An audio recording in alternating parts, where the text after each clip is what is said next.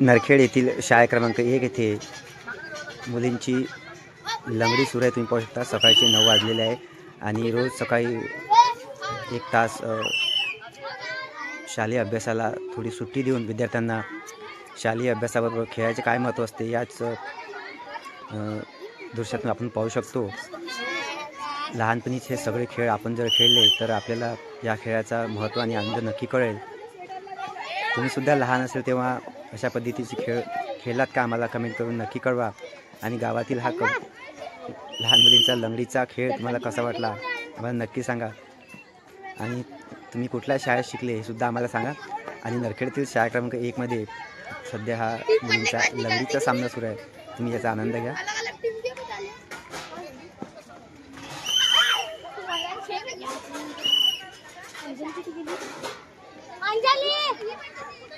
हा मित्रांनो, लहानपणीचे दिवस हे थोडे वेगळेच असतात।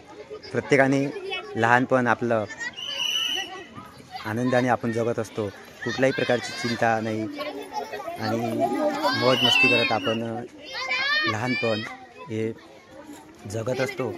शाळेमध्ये होणारे प्रत्येक कार्यक्रमामध्ये आपण सहभाग घेत असतो, त्यामध्ये आपण मजा करत असतो। आणि अशाच पद्धतीचे दृश्य हे गावाकडेच आपल्याला पाहायला मिळेल।